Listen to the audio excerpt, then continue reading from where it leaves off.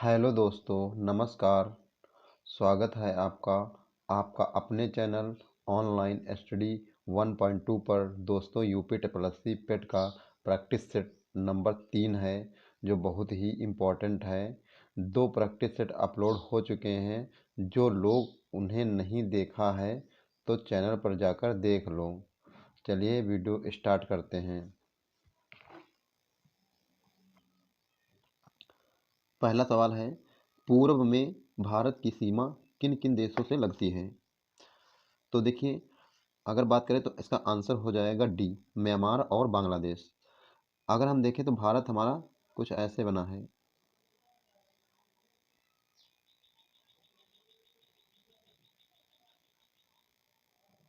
देखिए, तो इसमें देखिए पूरब में पूछ रहा, पूरब में किन देशों के साथ लगती है? तो म्यांमार, यहाँ पड़ेगा म्यांमार और यहाँ पड़ेगा बांग्लादेश। अगर हम इसकी पाकिस्तान की बात करें, पाकिस्तान, तो देखिए पाकिस्तान पश्चिम में पड़ेगा, ये पाकिस्तान है। और अफगानिस्तान बात करें तो अफगानिस्तान यहाँ पर है। तो उत्तर पश्चिम क्षेत्र में अफगानिस्तान पड़ेगा और पश्चिम में पाकिस्तान पड़ेगा। अगर पूरब में उत्तर में बात करें, उत्तर में, तो उत्तर में चीन है और नेपाल है और भूटान है। ठीक है, तो भारत के उत्तर में ये हो जाएंगे। अगला क्वेश्चन देखते हैं। भारत में कितने राज्य और केंद्र शासित प्रदेश उत्तर प्रदेश के सीमावर्ती हैं? तो इसका आंसर हो जाएगा 9। 9 है। कौन कौन से 9 हैं? भारत के कुल 9 राज्य और केंद्र शासित प्रदेश, जिसमें से 8 राज्य हैं और एक केंद्र शासित प्रदेश है। केंद्र शासित प्रदेश की बात करें तो ये दिल्ली है, दिल्ली है। और 8 राज्य, कौन कौन से 8 राज्य हैं? तो देखिए, हिमाचल प्रदेश, हरियाणा, राजस्थान, मध्य प्रदेश, छत्तीसगढ़, झारखंड, बिहार और उत्तराखंड। ठीक, इतने राज्य उत्तर प्रदेश की सीमा का साझा करते हैं। नेक्स्ट क्वेश्चन देखते हैं। निम्नलिखित में से कौन सा केंद्र शासित प्रदेश जम्मू और कश्मीर का लोक नृत्य नहीं है? तो देखिए डांगी, ये डांगी नहीं है। और राउफ बात करें, हफीजा बात करें और धूमल की बात करें, ये सारे के सारे हैं, लेकिन जो है डी वाला ऑप्शन नहीं है। और ये डांगी जो कहाँ का है? डांगी का बात की जो कहाँ का है, तो हिमाचल प्रदेश का है। ये हिमाचल प्रदेश का है। नेक्स्ट क्वेश्चन देखते हैं।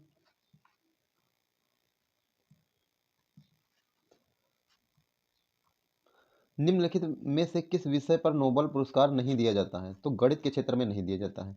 चिकित्सा, अर्थशास्त्र और रसायन विज्ञान, ये सब के क्षेत्र में दिया जाता है, गणित के क्षेत्र में नहीं दिया जाता है। तो अगर हम बात करें नोबेल पुरस्कार की, देखिए नोबेल फाउंडेशन द्वारा स्वीडन के वैज्ञानिक अल्फ्रेड नोबेल की स्मृति में 1901 में यह पुरस्कार की स्थापना की गई थी। और यह पुरस्कार प्रारंभ में शांति, साहित्य, भौतिकी और चिकित्सा विज्ञान में प्रदान किया जाता था, लेकिन वर्ष 1969 में अर्थशास्त्र के क्षेत्र में भी ये प्रदान किया जाने लगा। अर्थशास्त्र, तो 1969 में। ठीक है, तो ये एक्स्ट्रा फैक्ट है, तो इनको भी याद रखिए। अगला क्वेश्चन देखते हैं। विश्व जल दिवस कब मनाया जाता है? तो बात करें जल दिवस की, तो 22 मार्च को मनाया जाता है विश्व जल दिवस।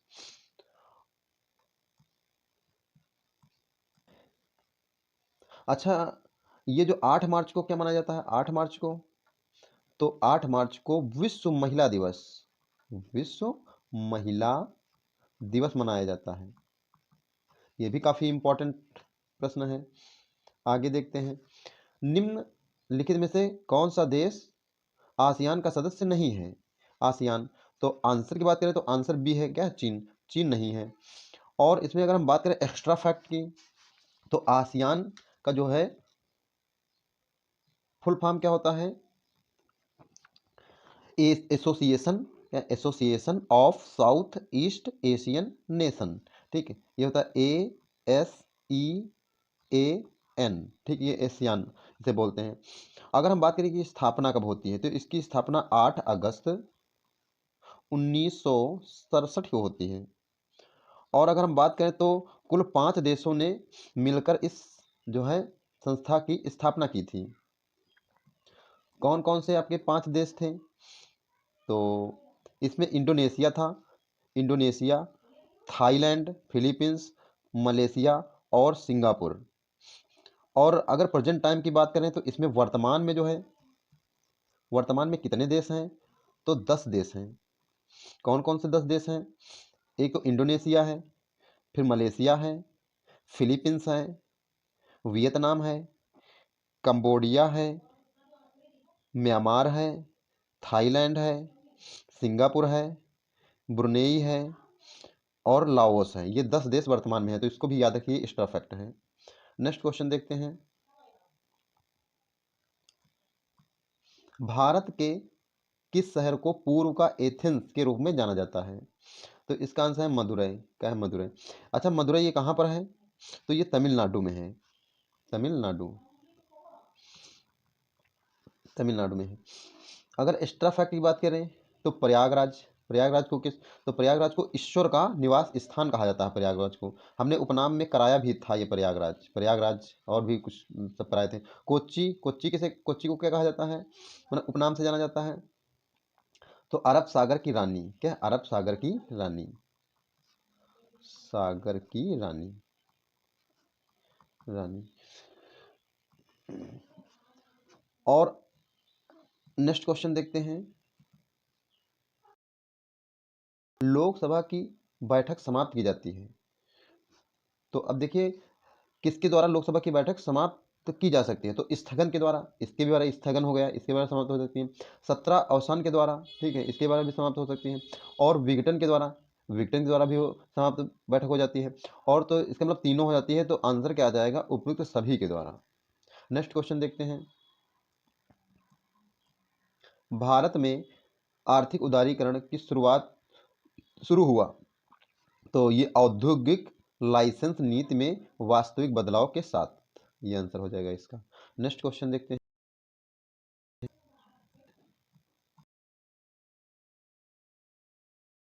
निम्नलिखित में से किस कृषि उत्पाद की वृद्धि से संबंधित है?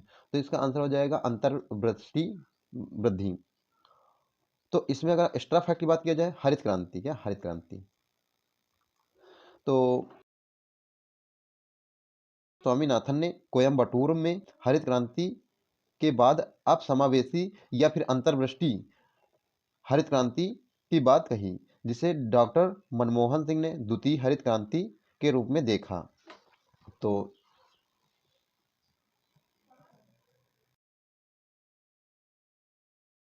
निम्न में से इन भारत में इनमें से किस संस्था द्वारा 1 रुपए की करेंसी नोट, किस नोट और सिक्के निर्मित किए जाते हैं? मतलब जो है उसमें हस्ताक्षर किसके होते हैं? तो पर यहाँ पर अगर हम बात करें तो वित्त मंत्रालय, क्या है? वित्त मंत्रालय। और वित्त मंत्रालय के जो सचिव होते हैं उनके हस्ताक्षर होते हैं 1 रुपए की नोट पर। अगर हम नोटों की बात करें, नोटों, तो नोटों पर किसके हस्ताक्षर होते हैं? तो आरबीआई, जो आरबीआई के जो गवर्नर हैं उनके जो हस्ताक्षर होते हैं नोटों पर। नेक्स्ट क्वेश्चन देखते हैं। आयोग के प्रथम उपाध्यक्ष कौन थे? तो इसका आंसर हो जाएगा ए, अरविंद पनगड़िया थे। ठीक है। एक्स्ट्रा फैक्ट की बात किया जाए तो नीति आयोग के प्रथम उपाध्यक्ष अरविंद पनगड़िया थे। और वर्तमान में इसके उपाध्यक्ष कौन हैं वर्तमान में? तो वर्तमान में सुमन सुमन बेरी हैं, सुमन बेरी। ठीक, ये वर्तमान में उपाध्यक्ष हैं। नेक्स्ट क्वेश्चन देखते हैं।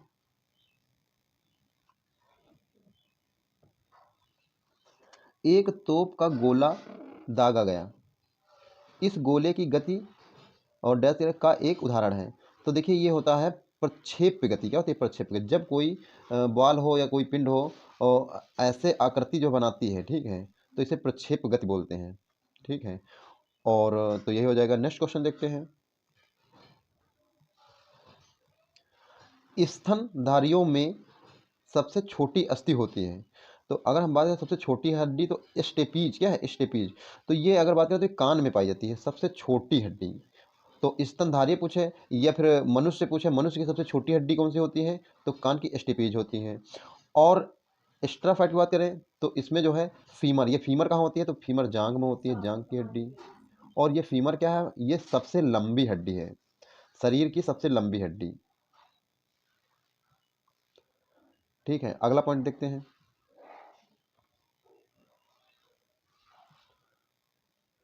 निम्न विटामिनों को उनके सही वैज्ञानिक नामों के साथ मिलान करें। तो ए का क्या होता है, ई का क्या होता है, सी का क्या होता है, डी के क्या होता है। देखो ई का अगर बात करें, ई का जो है रासायनिक नाम क्या होता है, रेटिनॉल होता है।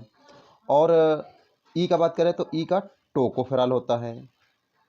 और विटामिन सी का स्कारबिक एसिड होता है, स्कारबिक एसिड होता है। और डी का बात करें तो कैल्सीफेरॉल होता है। तो इसमें अगर बात करें तो पहले का हो जाएगा सी, तो पहले का सी किस में दे रहा है, तो दो में दिया है, ए में आई है तो जो है सी में। और फिर दूसरा ई का होता है ई का होता है टोकोफेरॉल, यानी दूसरे का बी, तो दूसरे का बी किस में जा रहा है, ए में, तो ए वाला आंसर हो जाएगा इसका।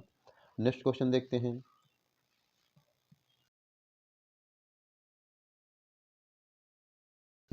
तो अगर हम बात करें गन मेटल की, तो गन मेटल में एक मिश्र धातु है जिसमें से 88% तांबा होता है, 88% तांबा होता है। और 10% टिन होता है, 10% टिन होता है। और 2% 2% क्या होता है, जिंक होता है, 2% जिंक होता है। ठीक, ऑप्शन की बात करें कौन सा इसमें सही हो जाएगा, तो ए वाला सही हो जाएगा। कौन सा हो जाएगा, ए वाला सही हो जाएगा, copper tin zinc. Next question देखते हैं।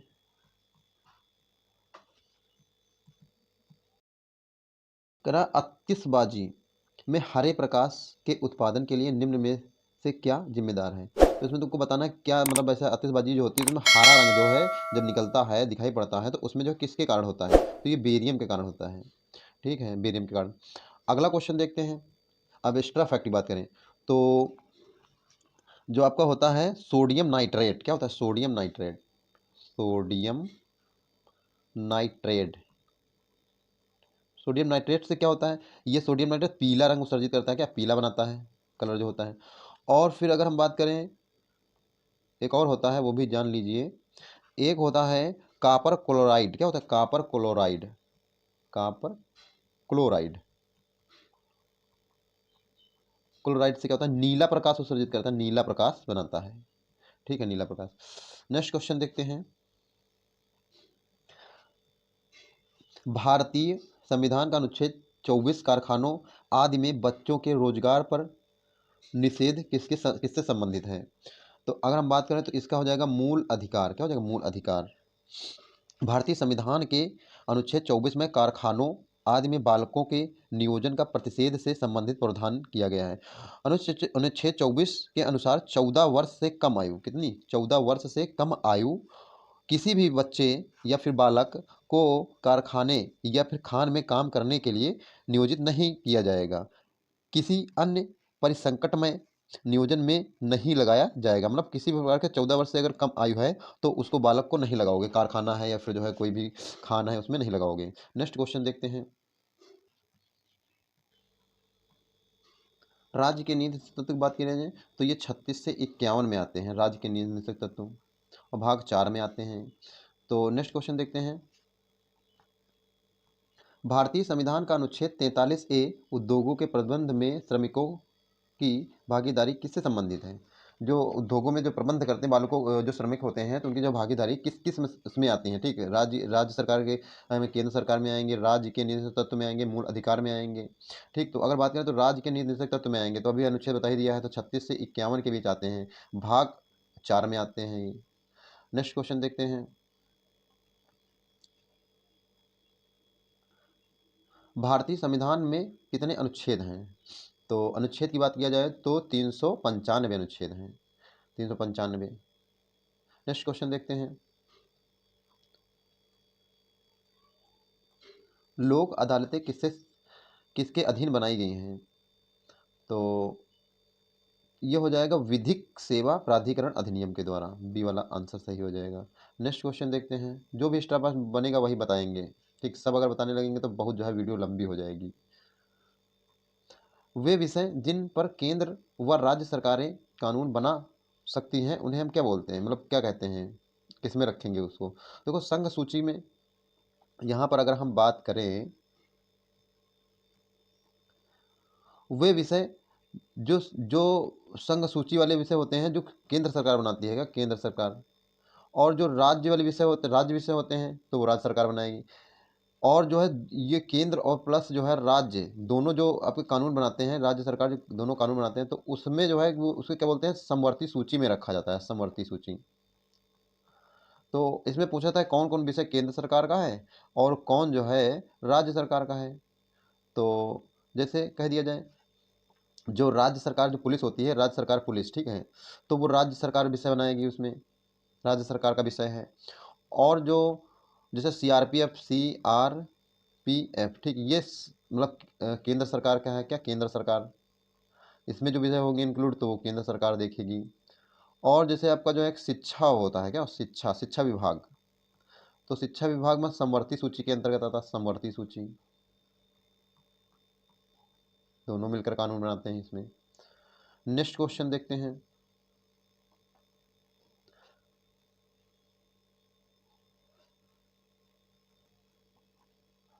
तो इसमें 22 नंबर पर हो जाएगा, जो दोनों मिलकर वो कानून बनाते हैं तो उनसे समवर्ती सूची कहा जाता है, समवर्ती सूची।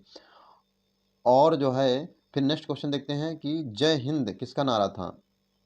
तो जय हिंद की बात किया जाए तो सुभाष चंद्र बोस जी ने कहा था जय हिंद, इन्होंने नारा दिया था। और यह जो है नारा पूरे देश में अब जय हिंद का नारा चलने लगा है। ठीक है, नेक्स्ट क्वेश्चन देखते हैं,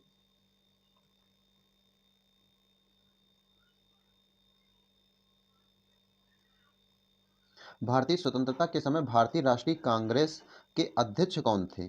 जब देश आज़ाद हुआ तो उस समय जो है राष्ट्रीय कांग्रेस के अध्यक्ष कौन थे। तो इसमें अगर बात करें तो ये हो जाएगा जेपी कृपलानी।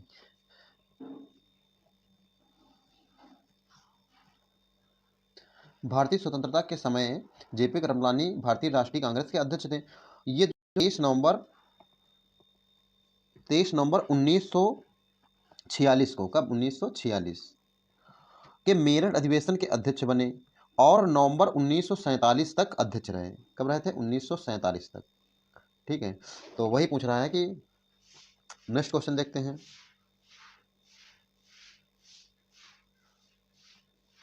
महात्मा गांधी ने 1930 में सविनय अवज्ञा आंदोलन का आरंभ कहाँ से किया था, मतलब कहाँ पर किया था। ठीक है, तो इसमें अगर हम बात करें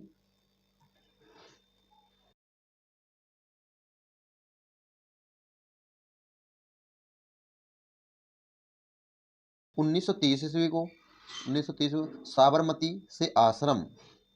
साबरमती आश्रम से 80 सहयोगियों के साथ पैदल चलकर 24 दिन में लगभग 390 किलोमीटर की यात्रा कर दांडी पहुंचे थे। दांडी कहाँ है, गुजरात में पहुंचे थे, कह सकते हो। और फिर जो है 6 अप्रैल 1930 ईस्वी को, 6 अप्रैल 1930 को उन्होंने नमक कानून भंग कर सविनय अवज्ञा आंदोलन का आरंभ किया था। तो ये कह सकते हो कि कब, तो अगर इसका आंसर बात करें तो मतलब जो हो जाएगा इसका बी, क्या हो जाएगा, बी, दांडी से। ठीक, नेक्स्ट क्वेश्चन देखते हैं,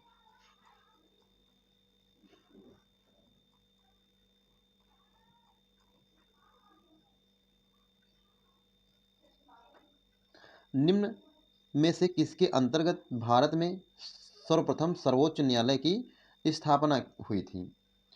तो इसमें अगर हम बात करें तो इसका आंसर हो जाएगा रेगुलेटिंग अधिनियम 1773 ईस्वी को। कुछ एक्स्ट्रा फैक्ट की बात करें तो इसमें देखिए रेगुलेटिंग एक्ट 1773 के द्वारा सर्वप्रथम कलकत्ता, जो कोलकाता है, पहले इसको कलकत्ता कहा जाता था, तो कलकत्ता में सर्वोच्च न्यायालय की स्थापना की गई थी, सर्वोच्च न्यायालय। और उसमें जो है एक मुख्य न्यायाधीश था, एक मुख्य न्यायाधीश और 3 अन्य न्यायाधीश की व्यवस्था की गई थी। ठीक, तो ध्यान रखना जो सबसे पहले जो सर्वोच्च न्यायालय बना था तो उसमें एक मुख्य न्यायाधीश था और 3 अन्य न्यायाधीश थे। नेक्स्ट क्वेश्चन देखते हैं। इनकलाब जिंदाबाद का नारा किसने दिया था? तो इनकलाब जिंदाबाद का नारा भगत सिंह जी ने दिया था। नेक्स्ट क्वेश्चन देखते हैं।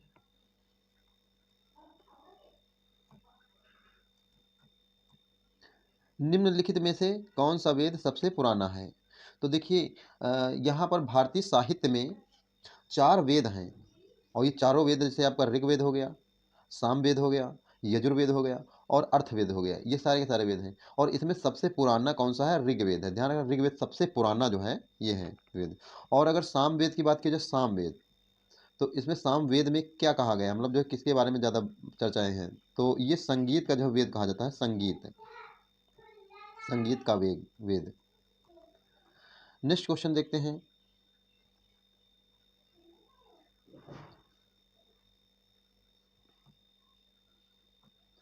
ब्रिटिश प्रशासन के दौरान निम्नलिखित में से किस गवर्नर जनरल ने हड़प नीति अपनाया था? ठीक है, तो इसमें जो है सबसे जो हड़प नीति अपनाया था तो लॉर्ड डलहौजी ने अपनाया था। एक्स्ट्रा फैक्ट की बात किया जाए तो लॉर्ड डलहौजी जो है इनका कार्यकाल की बात किया जाए तो ये 1848 से और 1856 के बीच था इनका।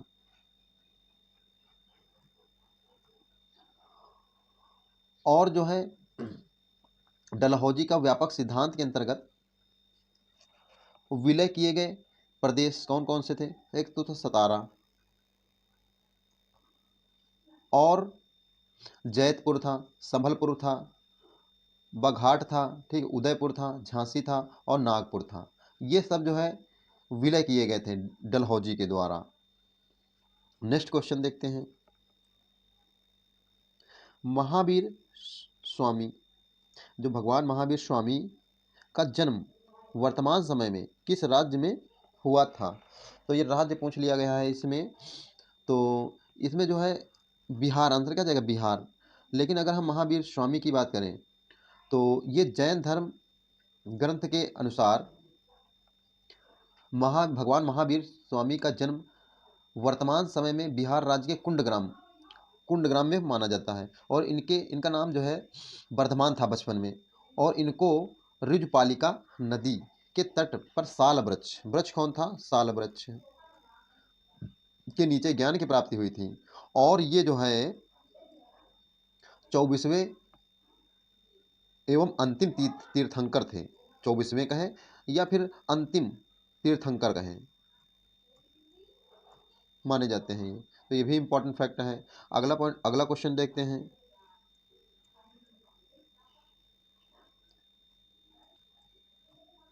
आर्यभट्ट और कालिदास किस गुप्त शासक के दरबार में थे? मतलब जो है आर्यभट्ट और कालिदास किस गुप्त शासक के दरबार में थे? तो इसका आंसर की बात किया जाए तो इसमें अगर बात करें तो इसका आंसर हो जाएगा बी, क्योंकि चंद्रगुप्त द्वितीय के दरबार में थे। तो आर्यभट्ट थे कौन? आर्यभट्ट गणितज्ञ थे, जो इनके दरबार में जो रहते थे तो ये गणितज्ञ थे। और जो है जो कालिदास थे, वो कालिदास कवि थे, कवि। और चंद्रगुप्त द्वितीय के दरबार में 9 रत्न रहते थे, 9 रत्न। और इसमें से जो है कालिदास थे, ठीक है, बहुत सारे थे। अगला फैक्ट देखते हैं, अगला जो है क्वेश्चन देखते हैं। देखिए सूची फर्स्ट और सूची सेकंड से सुमेलित कीजिए तथा सूचियों के नीचे दिए गए कूट से सही उत्तर चुनिए। तो एक तरफ है भवन और एक तरफ है निर्माणकर्ता। तो निर्माण किसने किया था? ये भवन है, उसका निर्माण किसने किया था? तो देखिए 2.5 दिन का झोपड़ा, जो 2.5 दिन का झोपड़ा था ये जो है कुतुबुद्दीन ऐबक ने बनाया था। और सुल्तान घड़ी जो था इल्तुतमिश ने बनाया था। यहाँ पर आपका हो जाएगा ए वाला हो जाएगा तीसरा। तो इन ऑप्शनों में हम देखते हैं तो देखिए सुल्तानगढ़ी इल्तुतमिश यानी ए का तीसरा किस में है? 2 में है। ये तो ए में हो जाएगा, ये तो सी में हो जाएगा। और फिर जो है 2.5 दिन का झोपड़ा किसने बनाया था? 2.5 दिन का तो कुतुबुद्दीन ऐबक ने बनाया था, यानी डी का दूसरा हो जाएगा। डी का दूसरा किसमें है, इसी में है, सी वाले में, तो ये हो जाएगा। अगर हम बात करें तो सुल्तानगढ़ी इल्तुतमिश हो जाएगा। लाल महल, लाल महल किसने बनवाया था, तो बलबन ने बनवाया था, बलबन, अपना देख लेना फिर, बलबन ने। और फिर है जमात खाना मस्जिद, खिज्र खां के द्वारा बनाया गया था, जमात खाना मस्जिद खिज्र खां के द्वारा। ठीक है, नेक्स्ट क्वेश्चन देखते हैं।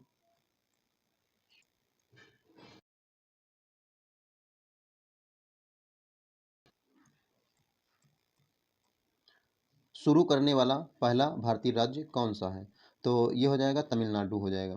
देखिए, छत पर जल संचय शुरू करने वाला पहला भारतीय राज्य तमिलनाडु है। यहाँ प्रत्येक घर की छत पर रेन वाटर हार्वेस्टिंग, ठीक है, तो देखिए इसमें जो है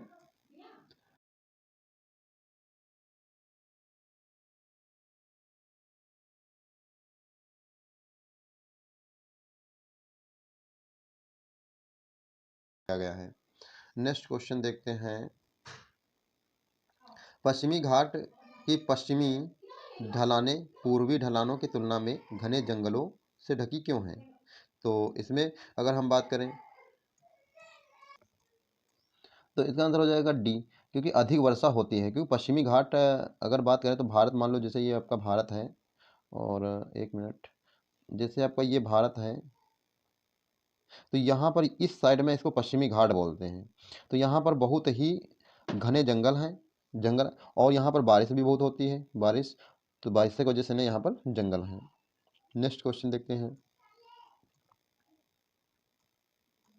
विश्व का सबसे बड़ा डेल्टा कौन सा है, तो यहाँ हो जाएगा ब्रह्मपुत्र डेल्टा। तो देखिए इसमें अगर बात करें तो जो आपकी जो ब्रह्मपुत्र नदी है, तो वो आपको जो है मानसरोवर झील से निकलती है, और वो जो है यहाँ पर आपका जो है, और इधर से आपको गंगा नदी आती है, और दोनों आपस में मिलती हैं, और मिलने के बाद जैसे ये गंगा नदी आ रही और ये आपको ब्रह्मपुत्र नदी है, जो आपस में मिलती हैं, तभी जाके विश्व का सबसे बड़ा नदी डेल्टा बनाती हैं, नदी डेल्टा। तो ये इसका आंसर हो जाएगा डी। नेक्स्ट क्वेश्चन देखते हैं। निम्नलिखित में से किस दर्रे को जम्मू और श्रीनगर को जोड़ने वाले गेटवे के रूप में जाना जाता है, तो इसका आंसर हो जाएगा बनिहाल, बनिहाल दर्रा। और अगर बनिहाल दर्रा की बात करें तो यह दर्रा जो है पीर पंजाल श्रेणी में स्थित है। कहाँ पर है, पीर पंजाल, पीर पंजाल श्रेणी में। और ये जवाहर सुरंग जो है बनिहाल दर्रे में स्थित है, बनिहाल दर्रे में जवाहर सुरंग स्थित है। नेक्स्ट क्वेश्चन देखते हैं।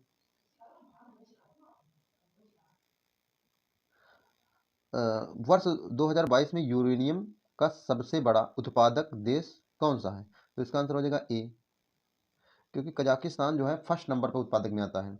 अच्छा, इसमें अगर बात करें तो कजाकिस्तान फर्स्ट नंबर पे है, दूसरे पे अगर बात करें तो कनाडा है, तीसरे पे बात करें तो नामीबिया है, नामीबिया, और चौथा अगर बात करें, चौथा चौथा हो जाएगा ऑस्ट्रेलिया, हो जाएगा ऑस्ट्रेलिया, ऑस्ट्रेलिया। तो अब ध्यान रखना, तो पहले नंबर पर तो हो जाएगा कजाकिस्तान, और दूसरे पर कनाडा, तीसरे पर नामीबिया, और चौथे पर ऑस्ट्रेलिया हो जाएगा। नेक्स्ट क्वेश्चन देखते हैं। स्थित होती है, तो ये भारतीय कृषि अनुसंधान परिषद के द्वारा, ऑप्शन नंबर बी सही हो जाएगा। नेक्स्ट क्वेश्चन देखते हैं।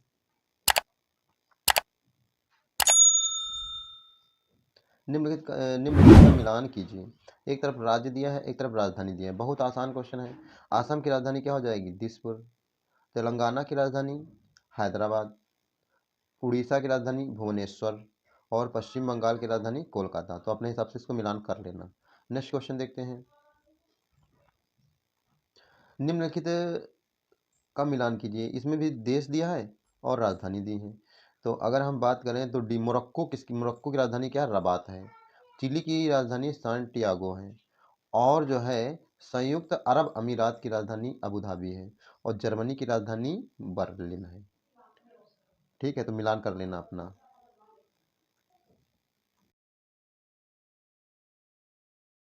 वैश्विक शांति सूचकांक, वैश्विक शांति सूचकांक, सूचकांक में भारत का कौन सा स्थान है? तो ध्यान रखना 126वां स्थान भारत का है। ठीक है, एक और क्वेश्चन आता है आपका जो करंट का है, पूछा जाता है जो इम्पोर्टेंट है करंट अफेयर्स का। देखिए जुलाई 2023 में प्रधानमंत्री नरेंद्र मोदी ने कहाँ से राष्ट्रीय स्कल सेल एनीमिया उन्मूलन मिशन का शुभारंभ किया? तो शहडोल। कहाँ से किया था? शहडोल, यहाँ से किया था। तो दोस्तों इतने ही क्वेश्चन थे जो प्रैक्टिस सेट करा रहे हैं, और नेक्स्ट प्रैक्टिस सेट से फिर मिलेंगे अपना